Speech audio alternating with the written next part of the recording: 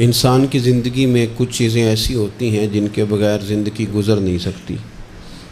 اتنی دیر تک جتنی دیر تک وہ چیز اس کے پاس موجود ہوتی ہے اسے نہ اس بات کا ادراک ہوتا ہے نہ احساس ہوتا ہے، لیکن جب وہ چیز اس کے پاس سے رخصت ہو جاتی ہے، اس کے پاس کسی وجہ سے خدا نہ خواستہ وہ چیز موجود اور محفوظ نہیں رہتی، پھر اسے احساس ہوتا ہے کہ ایک بہت بڑی نعمت تھی میرے پاس، وہ مجھ سے چلی گئی۔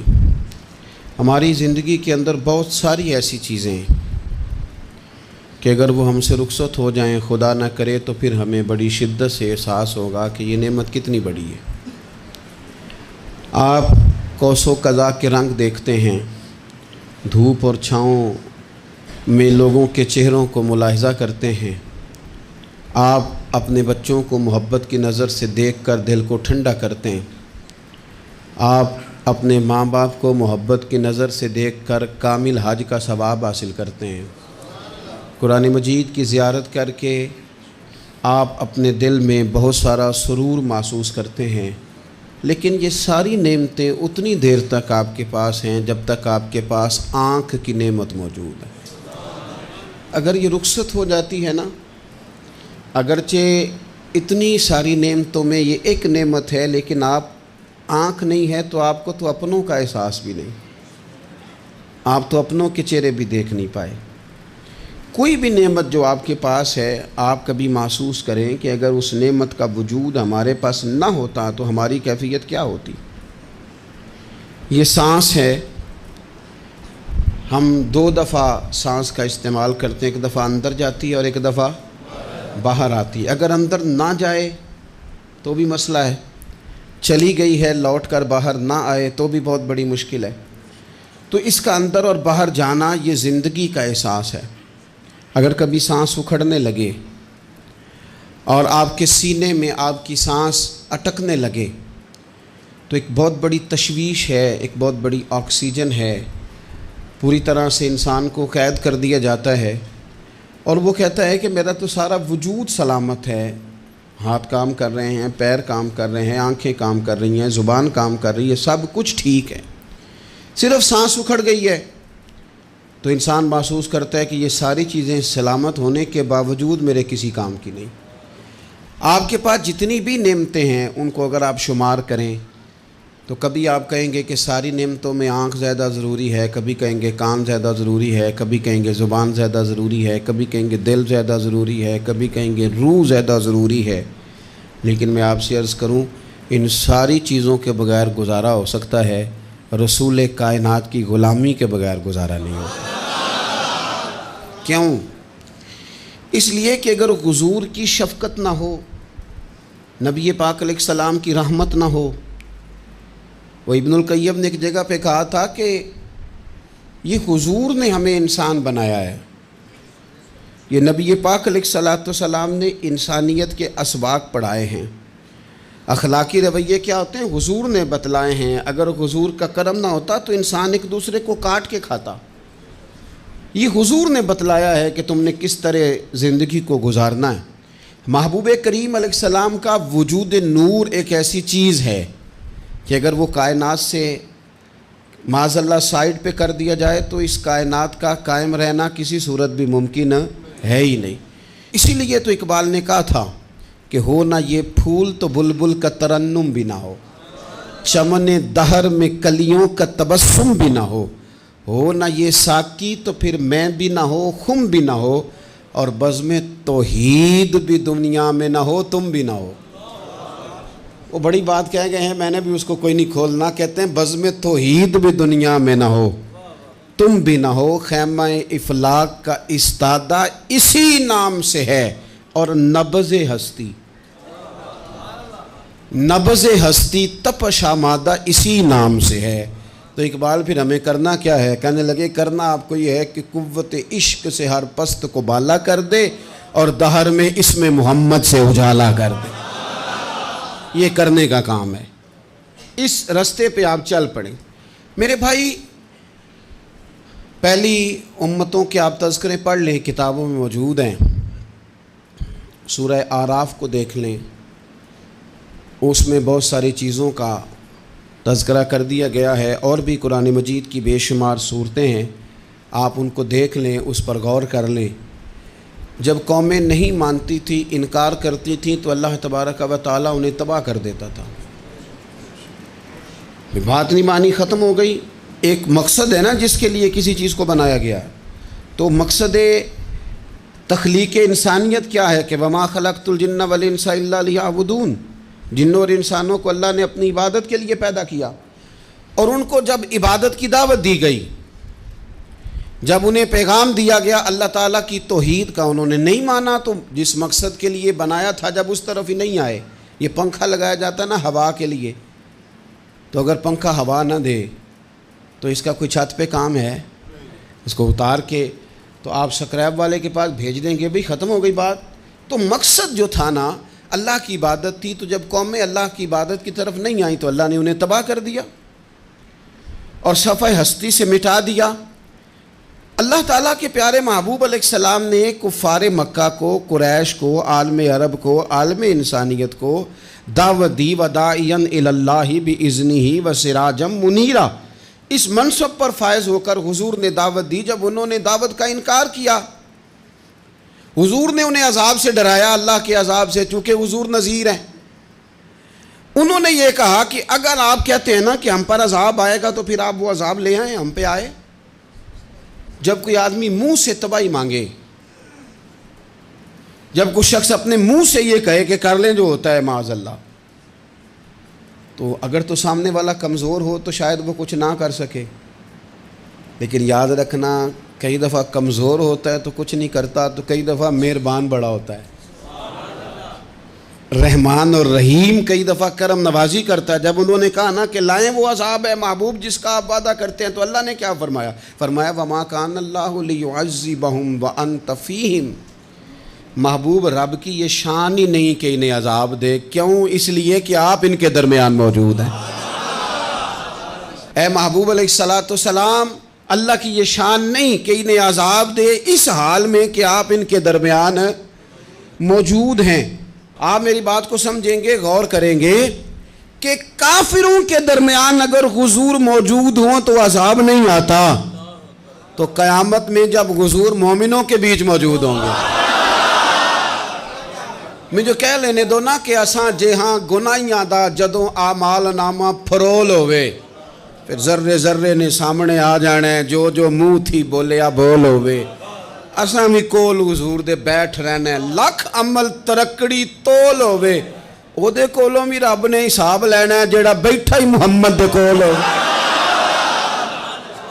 صلی اللہ تعالیٰ علیہ وسلم، او دے کولوں بھی رب نے حساب لینا ہے جیڑا بیٹھا ہی محمد دے کول ہوئے، جس کو کہتے ہیں قیامت حشر، جس کا نام ہے، جس کو کہتے ہیں قیامت حشر، جس کا نام ہے۔ تیرے دیوانوں کے لیے وہ دن تو جشن عام ہے، زیارت ہوگی نا حضور کی، تیرے دیوانوں کے لیے وہ دن تو جشن۔ اور ایک شاعر نے اور بات کھول دی، کہنے لگا ہر نظر کانپ اٹھے گی محشر کے دن، خوف سے ہر کلیجہ دہل جائے گا۔ اچھا جی پھر کیا ہوگا؟ ہر نظر کانپ اٹھے گی محشر کے دن، آنکھیں پھڑ پھڑائیں گی، کانپیں گی اور کلیجے پھٹیں گے۔ منظر ہی ایسا ہوگا، انسان اپنے پسینے میں ڈبکیاں کھا رہا ہے، حساب کا وقت آ گیا ہے اور سورج سوا نیزے پہ ہے، زمین دہک رہی ہے، تو کہنے لگے ہر نظر کانپ اٹھے گی محشر کے دن، خوف سے ہر کلیجہ دہل جائے گا، پھر اوڑھ کر کالی کملی وہ آ جائیں گے، پھر اوڑھ کر کالی کملی وہ آ جائیں گے، پھر اوڑھ کر کالی کملی وہ آ جائیں گے، ہر نظر کانپ اٹھے گی محشر کے دن، خوف سے ہر کلیجہ دہل جائے گا، پھر اوڑھ کر کالی کملی وہ آ جائیں گے، سارے محشر کا نقشہ بدل جائے گا۔ میرے عزیز، حضور کے بغیر گزارا، نبی کریم کے بغیر کوئی چارہ، ہمارا کوئی سہارا ہی نہیں حضور کے بغیر، ہم کدھر جائیں سوائے محبوب کے۔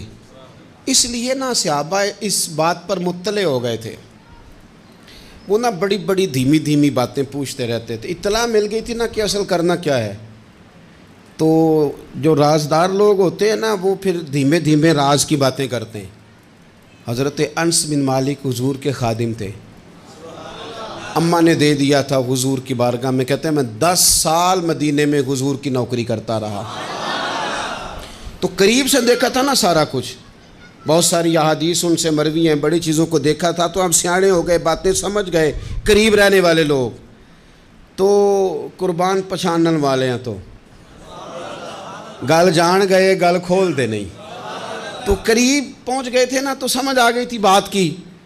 تو ترمذی میں موجود ہے، ایک دن حضور سے پوچھتے ہیں یا رسول اللہ قیامت والے دن آپ کو کہاں تلاش کروں؟ یعنی حضور علیہ السلام سے پوچھتے ہیں حضور میں نا قیامت والے دن،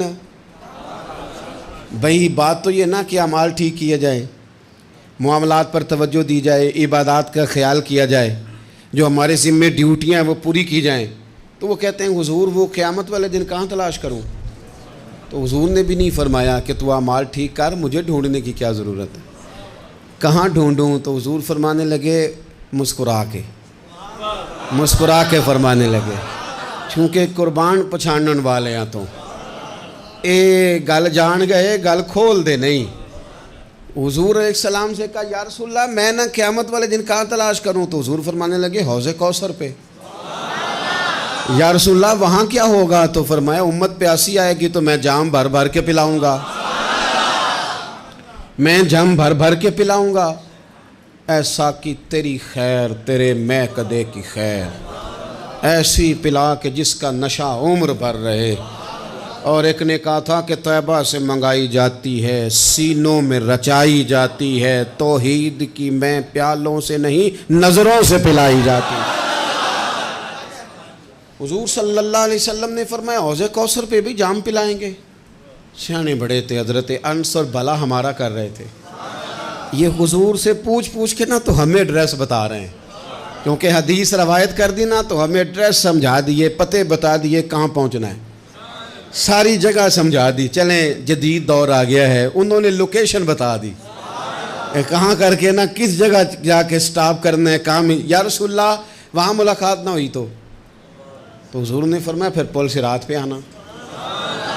یا رسول اللہ وہاں کیا ہوگا؟ فرمایا امت گزر رہی ہوگی اور میں دعائیں مانگ رہا ہوں گا، رب سلم امتی رب سلم امتی، یا اللہ میری امت کو سلامتی سے گزار دے، تو وہاں آ جانا، میں دعائیں وہاں مل جاؤں گا، قربان جائیں۔ فاضل بریلوی بول پڑے، کہنے لگے خدا کی رضا چاہتے ہیں دو عالم، خدا چاہتا ہے رضائے محمد، اجابت کا جوڑا عنایت کا سہرا، دلہن بن کے نکلی دعائے محمد، اجابت نے جھک کر گلے سے لگایا بڑی ناز سے جب دعائے محمد، رضا اب پل سے وجد کرتے گزریے کہ ہے رب سلم دعائے محمد صلی اللہ علیہ وسلم۔ تو عرض کی یا رسول اللہ وہاں ملاقات نہ ہوئی تو؟ میں نے کہا وہ ہمیں لوکیشن سمجھا رہے تھے، انہیں تو پتہ تھا پہلے ہی، ایک قربان پچھانن والے ہیں، تو ایک گل جان گئے گل کھول دے نہیں، تو وہاں نہ ملاقات ہوئی تو حضور نے فرمایا پھر میزان عمل پہ آنا۔ یا رسول اللہ وہاں کیا ہوگا؟ فرمایا امت کے عمل تول رہے ہوں گے اور میں ان کے لیے دعائیں کر رہا ہوں گا۔ میں نہیں جا سکا کبھی بچوں کے ساتھ پیپر دلوانے، استاد کو اجازت نہیں دیتے، کہتے ایک ایگزامینر اور آئے گا کوئی، جس نے پڑھایا ہو اسے اجازت نہیں کہ تو جا۔ ابا جی کو اجازت نہیں ہوتی کہ وہ ایگزامینیشن ہال میں جائے، وہاں تو کوئی اور لوگ آتے ہیں۔ یہ بھی عجیب سبق ہے نا کائنات کا کہ سارے تعلیم و تربیت کے اسباق بھی حضور پڑھائیں، رنگ بھی سارا حضور ہی بتائیں، اور قبر کے سوالات بھی سارے ہمیں حضور بتا دیں، اور جب پیپر ہونے لگے تو سرانے بھی کھڑے ہو جائیں، تو پھر کہہ لینا ایک دفعہ پھر کہ وہ دے کولوں کی رب نے حساب لینا، جیڑا بیٹھا ہی محمد دے کول، وہ دے کولوں کی رب نے حساب لینا۔ میرے عزیز ہمارا گزارا نہیں حضور کے بغیر۔ لوگ اصل میں نا ہمارا مسئلہ نہیں سمجھتے، ہمارا مسئلہ کچھ اور ہے۔ لوگ ہمیں نا بلا وجہ پریشان کرتے ہیں، کبھی جھنڈے سے، کبھی ڈنڈے سے، کبھی جھنڈی سے، کبھی کسی شے سے، کبھی کسی شے سے، کبھی کہتے ہیں وہ نعت اونچی پڑھ لی، کبھی کہتے ہیں سلام اونچا پڑھ لیا، کبھی کہتے ہیں وہ جھنڈیاں لگا دیں۔ میں نے کہا آپ کی بات بھی ٹھیک ہے پر ہمارا مسئلہ تو سمجھو نا، ہمارا گزارا نہیں نا بھائی۔ جو کسے دا عاشق ہووے او گل اسے دی، 100 مکر بہانے کر کے میں پوچھے میاں صاحب نو مزار تے جا کے کہ مکر کرنے ٹھیک نے؟ تساں آکھیا نا مکر کردا ہے تے حضور ٹھیک نے؟ تے مینوں لگدا ہے کہ پولا جان دے سے پئے کہ سونا راضی کرنا ہوئے تے موڑ ٹھیک نے۔ حضور نے ایک دن کہا تھا، حضرت ابو سعید خدری نے کہا یا رسول اللہ آپ قرآن پاک کی تلاوت کر رہے تھے، قرآن پاک بڑا سونا پڑھتے تھے نا، تو نبی کریم نے سن لیا، اب کیا کریں دلیل دیں گے تو بات مضبوط ہو جائے گی۔ حضور نے سن لیا تو بعد میں فرمایا ابو سعید تو بڑا سونا قرآن پڑھتا ہے، رب کے علاوہ کسی کو دکھا کے عبادت کرنی جائز ہے؟ حضرت ابو سعید خدری کہنے لگے سن رہے ہیں مجھے پتہ نہیں تھا آپ سن رہے ہیں، ورنہ میں نے تو اور بنا بنا کے پڑھنا تھا۔ اب تو مان جاؤ نا، جو کسے دا عاشق ہوئے گل اسے دی کرد ہے، 100 مکر بہانے کر کے 100 مکر بہانے کر کے او دہی مرنے مرد ہے۔ میرے عزیز ہماری مجبوری ہے، لوگ اس بات کو سمجھتے نہیں، ہماری مجبوری ہے، حضور کا میلاد ضروری ہے، لوگ سمجھتے نہیں بات کو، اس لیے بلا وجہ رٹا ڈال کے بیٹھتے ہیں۔ بھئی ہم نے تو کوئی رٹا ڈالنا نہیں، نہ سیاست کا، نہ دولت کا، نہ اقتدار کا، نہ کسی اور چیز کا۔ سیاست دے جھگڑے اساں چھوڑ دیتے، اتنے محبت دا جھگڑا ہے، یہ چھڑا کوئی نہیں سکتا۔ تو میرے عزیز ہمارا حضور کے بغیر گزارا، اور نبی پاک علیہ السلام کے بارے میں رب فرماتا ہے وَلَسَوْفَ يُعْطِيكَ رَبُّكَ فَتَرْضَىٰ، محبوب میں آپ کو اتنا دوں گا کہ آپ اپنے رب سے راضی ہو جائیں گے۔ کیا کروں میں اب، یہ آیت اتنی شاندار ہے۔ حضرت امام زین العابدین رضی اللہ تعالیٰ عنہ سے کسی بندے نے کہا قرآن پاک میں سب سے زیادہ امید والی آیت کون سی ہے؟ اس کا خیال تھا لا تقنطوا من رحمت اللہ کہیں گے، اللہ کی رحمت سے نا امید نہ ہونا۔ اس نے کہا حضور سب سے امید والی آیت بتائیں، وہ کہتا میرے ذہن میں تھا کہ یہ والی آیت پڑھیں گے۔ تو امام زین العابدین رضی اللہ تعالیٰ عنہ فرمانے لگے سب سے امید والی آیت ہے وَلَسَوْفَ يُعْطِيكَ رَبُّكَ فَتَرْضَىٰ، رب کہتا ہے محبوب اتنا دوں گا کہ آپ اپنے رب سے راضی ہو جائیں گے۔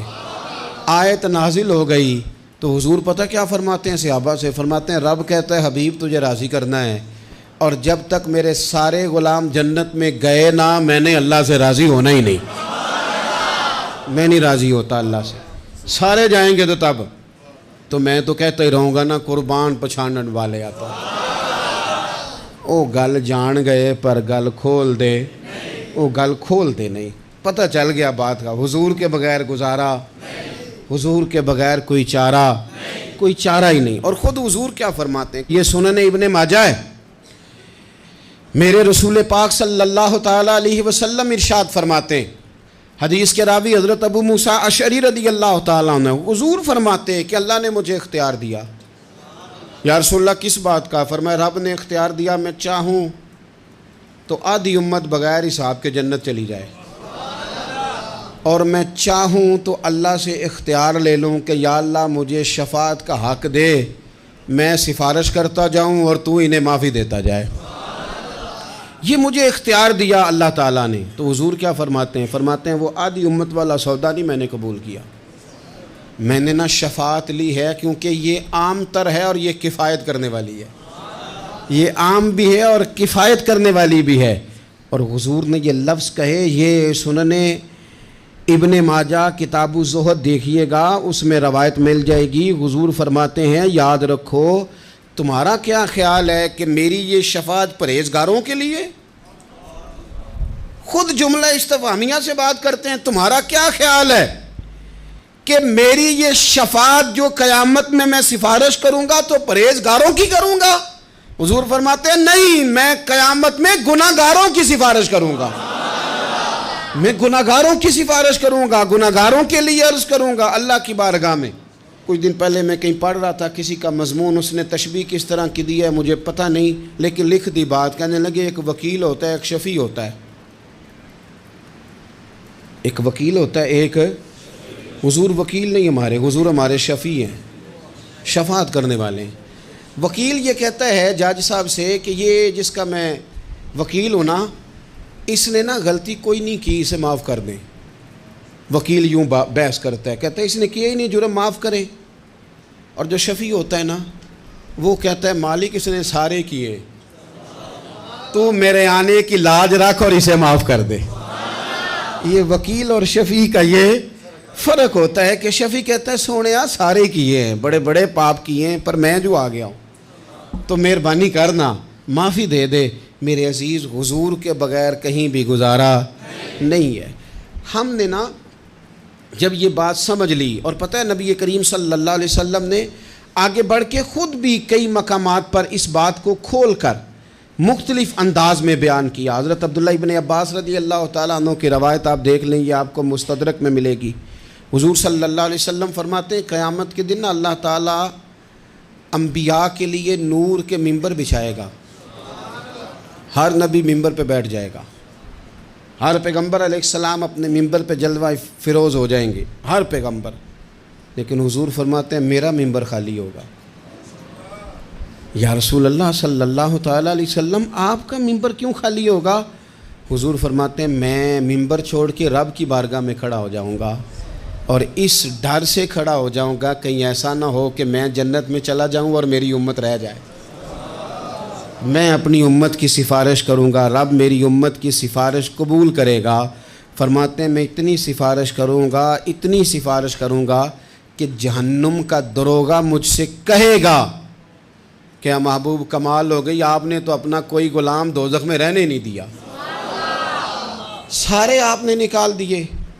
کسی شاعر نے بڑی خوب بات کی تھی، اس نے کہا تھا کہ یاد رکھو قیامت کا جو دن ہے نا، یہ قیامت کا دن دراصل ہمارا وقت ہوگا خاص، جب ہم نبی پاک صلی اللہ علیہ وسلم کی بارگاہ میں جائیں گے تو ہمیں سمجھ آ جائے گی کہ دنیا میں ہم نے کئی دوستیاں لگائی تھیں پر جھوٹی لگا بیٹھے، ایک دوستی سچی ہے جو مدینے والے کی ہے۔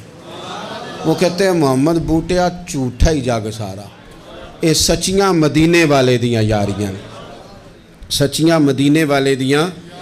تو نبی پاک صلی اللہ علیہ وسلم کے بغیر نہ دنیا میں گزارا ہے، نہ قبر میں گزارا ہے، نہ آخرت میں گزارا ہے۔ اب ایک سبق ہے، وہ سبق بھی آپ نے ضرور یاد کرنا ہے۔ جس شخصیت کے بغیر ہمارا گزارا نہیں، نہ قبر میں، نہ حشر میں، نہ پل صراط پہ، نہ میزان عمل میں، نہ حوض کوثر پہ، تو ہمارا ان کے بغیر دنیا داری میں گزارا کیسے ہو جاتا ہے؟ ہمارا تجارت بھی حضور سے سیکھیں، گھرداری بھی حضور سے سیکھیں، شادی بیاہ کے طریقے بھی حضور سے سیکھیں۔ جب گزارا نہیں حضور کے بغیر تو پھر زندگی کے سارے سلیقے حضور سے سیکھیں، پھر ادھر ادھر جانے کی ضرورت ہے۔ حضور کی سیرت کو پڑھیں، سوانے کو پڑھیں، حیات مبارکہ کا مطالعہ کریں۔ یہ جو ہم میلاد کا جلوس لے کے نکلتے ہیں نا، جب ہم نے نا بہت ساری چیزوں کو سطحی سا سمجھ لیتے ہیں معاذ اللہ بعض اوقات۔ یہ جب ہم میدان میں نکلتے ہیں نا، میلاد کے جلوس میں حضور کے نام کا نعرہ لگاتے ہیں، تو ہم نا للکارتے ہیں اس نظام کو جو نظام حضور سے پہلے تھا۔ امیر غریب کی تقسیم تھی، ذات برادری کی تقسیم تھی، چھوٹے بڑے کی تقسیم تھی، گورے کالے کی تقسیم تھی۔ ہم جب میدان میں نکل کے نعرہ لگاتے ہیں تو ہم اس نظام کو للکارتے ہیں۔ ہم کہتے ہیں وہ نظام نہیں چلے گا، اب حضور کا میلاد ہو گیا ہے۔ اب نظام وہ ہے کہ جس پلیٹ میں ابو بکر صدیق کھانا کھائیں گے اسی میں بلال حبشی بھی کھائیں گے۔ اب نظام وہ ہے کہ اگر غریب آدمی جرم کرے گا تو سزا ملے گی، تو اگر گورنر کا بیٹا جرم کرے گا تو سزا اسے بھی ملے گی۔ اب حضور کا نظام آ گیا، ہم اس نظام کی طرف بڑھتے ہیں۔ اپنے آپ کو حضور کے قدموں کی طرف مائل کریں۔